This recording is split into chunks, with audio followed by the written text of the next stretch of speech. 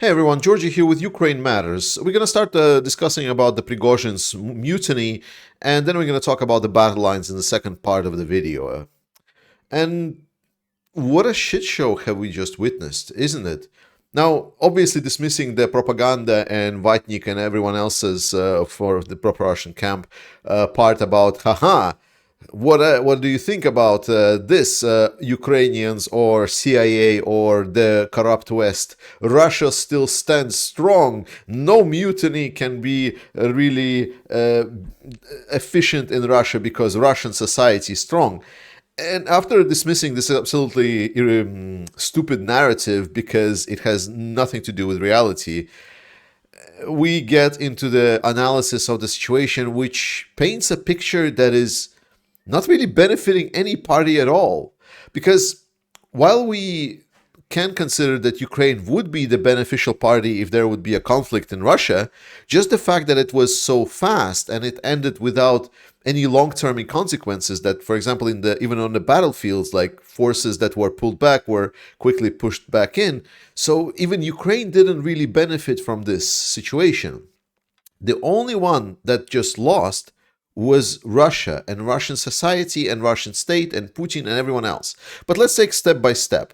So a couple of days ago, Prigozhin has released a video where he supposedly claimed that Ministry of Defense has attacked Wagner forces, and now Prigozhin's forces are coming back to Russia to take back control of Russia and show everyone that, that's it, like that they're basically staging a coup, that they're gonna take over the Ministry of Defense, throw out Shoigu, throw out Gerasimov, and set some kind of their own rule.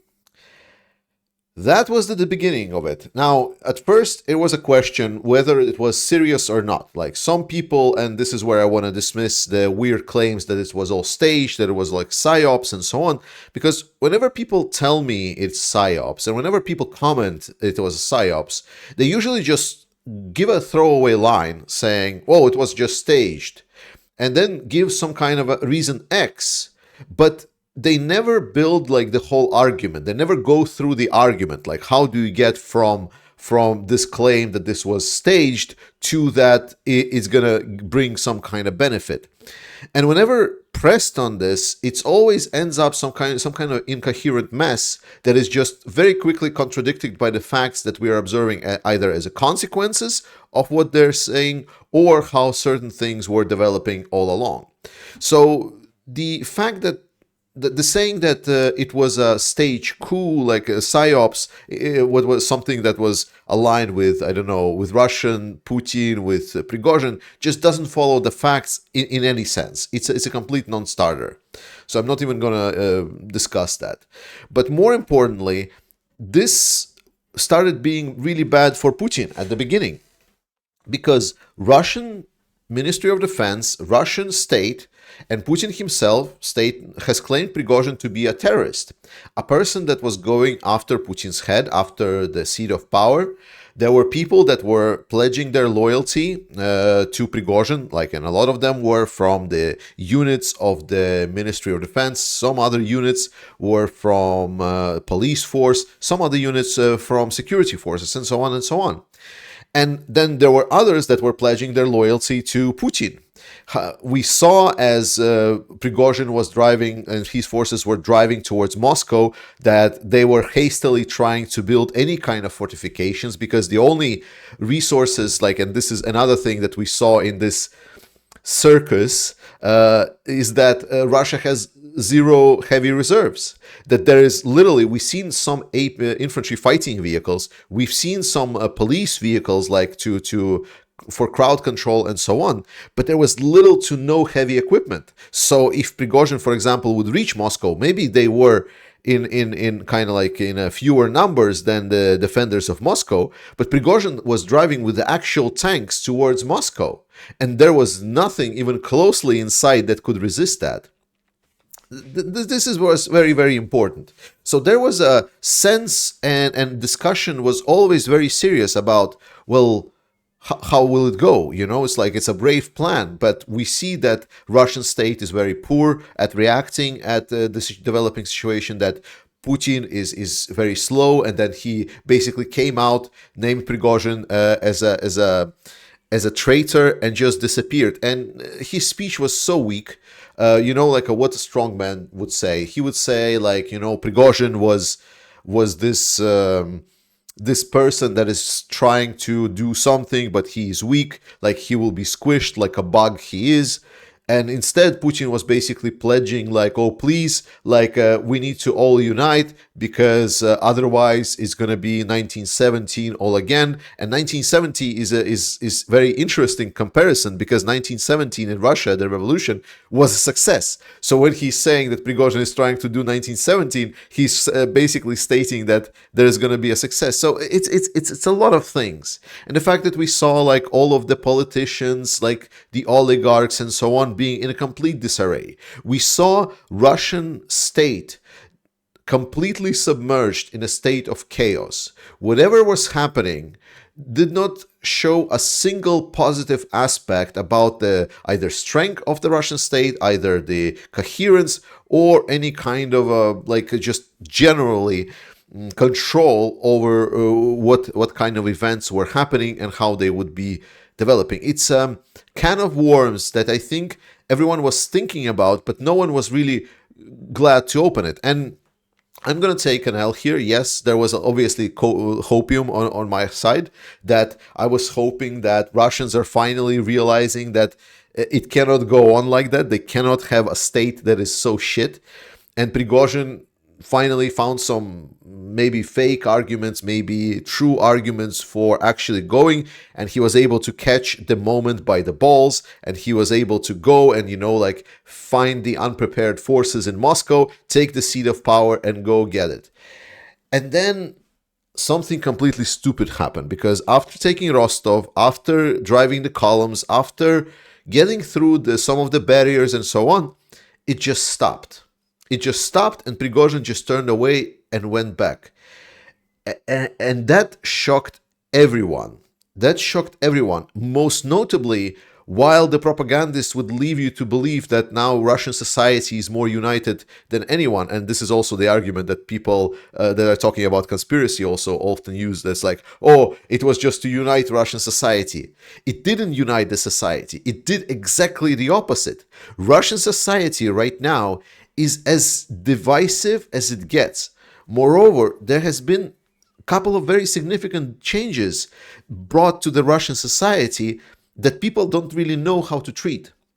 Firstly, there is now a weird situation, sort of imagine like a Christmas party, but after the Christmas party, a lot of people got really drunk, like they got naked, started, hooking up with certain people that they shouldn't be doing that. And then the next day or like a week after, they need to go back to work. And there is this awkward silence right now. Because while Prigozhin supposedly has negotiated some kind of solution, a lot of people in the same Ministry of Defense, working with the same units, are now having this very awkward situation where there were parts of those organizations that were for the mutiny, that they were ready to throw away current power structure. And now the others are saying, it's like, we're not really supporting you. Moreover, I have some of the latest reports, and there is actually already promises that people within those areas that were supporting Wagner are actually going to get purged. So there is a chance that whenever Prigozhin was claiming something for these people, it's actually the people that supported Prigozhin are now going to be purged, and which just brings even more uncertainty into the Russian lines. Beyond that, the Prigozhin did a very, very nasty thing for the Russian mentality.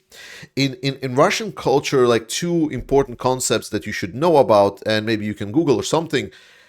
One is kinul, to directly translate as to throw someone, prakinul also, and ответить за базар, to answer for his own one's words. So what about prakinul and ответить за базар? These come from the Russian cultural norms of this is what the right man should do. This is like the strong man, the man that is putting himself up there essentially to be the leader of a society or any kind of local collective. There is a certain level of responsibility that is expected. And whenever that responsibility is not met, that is met with huge aggression, desperation, and this is not basically like, this is not how people, normal people, should act, like good people. Well, I mean good not in a sense of that they're good people, but in a sense of like the proper people, like, sorry, not good but proper. And so kinul means betrayed, like betrayed someone's trust.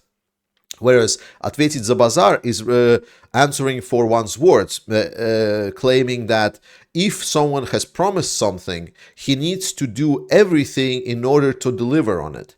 And if someone doesn't deliver on it, then he is forced to give back some kind of satisfaction to the damaged party, because you cannot just say words and they then do not stand by those words.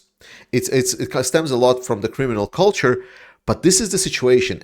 And a lot of people that work for Wagner's, a lot of people that work for Prigozhin, they have now basically are now in a full disarray. People are breaking up with Wagner. People are leaving Wagner. People are hating on Wagner. And they are seeing this as a complete disaster that has happened, because people are saying it's like, oh, Wagner is going to now go to Belarus. No, that's not what's going to happen. What's going to happen is that there is not going to be any more Wagner. Wagner is going to be dead by this point, because right now they've lost all the clout in the Russian society. The propagandists, both those who had supported, and they feel betrayed. A lot of them are feeling betrayed. And the ones that didn't support are just saying, is like, why did we let him get away with this? Like, because like they see that the Wagnerites shoot down some pilots, some expensive equipment, and now he's being sent to Belarus. And by the way, Prigozhin still hasn't came back online.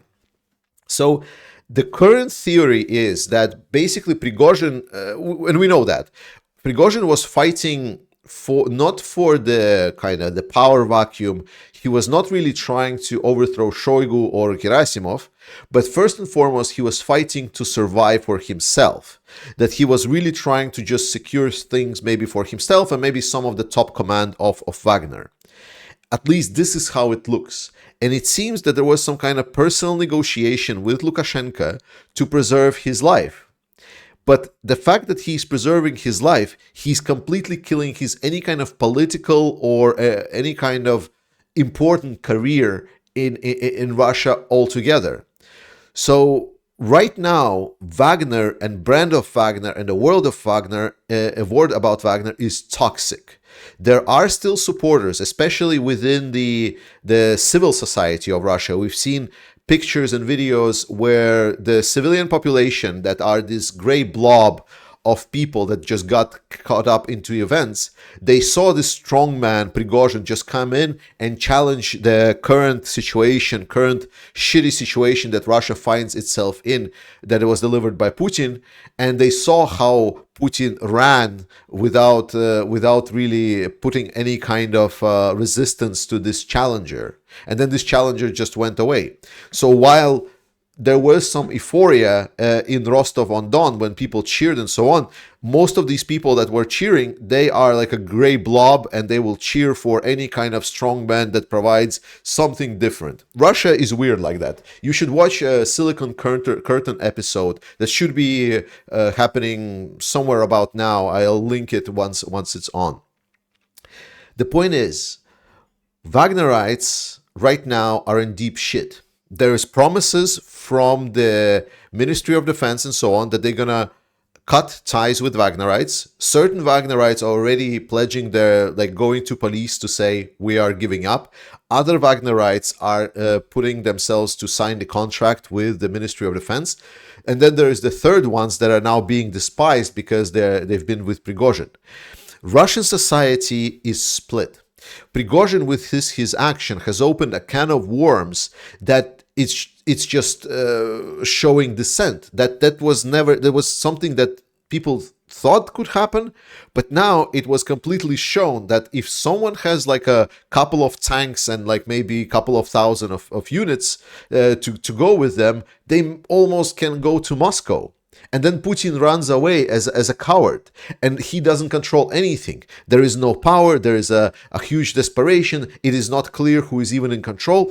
Russia has become permanently weaker with whatever happened in the last 2 days.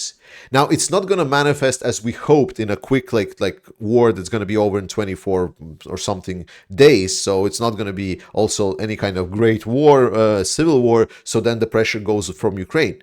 But the damage is incredible. The damage both to Russian internal society, to civilian society, and especially to army structures is incredibly. To read out of that will take months, if not years. And all of that was for Prigozhin buying it, saying a lot of lies to the Russian society. And I for the fact know that there is already people in Russia that are essentially trying to find the information on how to get to Prigozhin, to find out where he is and make him answer for his words. And then let's cover the battle lines. And here is again the consequences of internal conflict and consequences of shifting the narrative from Ukraine to Russia, which is actually also a problem for Russia now, because now they need to kind of switch their importance and attention towards Ukraine back. But now there is like so much focus on the internal conflict that it's actually unclear whether or not Ukraine will come back even to the important part of the discussion within the Russian society. But let's go quickly what I can say. Firstly, around the area of Antonovsky Bridge, there are reports by Russians that Ukrainians are holding like a small bridgehead on the other area of the river in the near the village of Oleshki. Then on the southern front line, we heard about the gradual advances around Robotine, around Velika Novoselka. So something like that, not much said precisely. Obviously, the most important thing that was in a couple of recent days, this is the part of Krasnohorivka when I said that was retaken by Ukrainians. This is significant because Ukrainians have retaken positions that were manned and that were lost even around 2014. That was then controlled for over 9 years by the resistance forces. Additionally, it is not reflected on the map, but around the area of Klishivka and Berkhivka, there is small successes by the Ukrainian forces because of the chaos, moving towards both Klishivka and Berkhivka. Again, not really something that is concretely reporting. And then from the other front lines, we see that there is tactical movements, tactical advances. I'm going to wait for it. I'm going to release news as soon as things are going to start being available. Generally speaking, right now, smaller tactical battles. We're still waiting for Ukrainian next stage of their assault operations. Thank you so much for watching this video. Please support this channel, but more importantly, support the armed forces of Ukraine. You can do that by following the link in the video where we are gathering money to get a truck to the armed forces of Ukraine with the 69th Sniffing Brigade. You're going to also get some kind of benefits for it if your donation is large enough. Check it out. It's really good. Let's help the boys on the front lines. I'll see you next time, guys. Slava Ukraini! Звертаємось до вас. Ukraine Matters і 69-та Sniffing бригада. Допоможіть нам, будь ласка, машиною для виконання бойового завдання. Ми знаходимося під Кремінною. Це 95-та бригада, 13-й батальйон. Будь ласка, допоможіть нам машиною.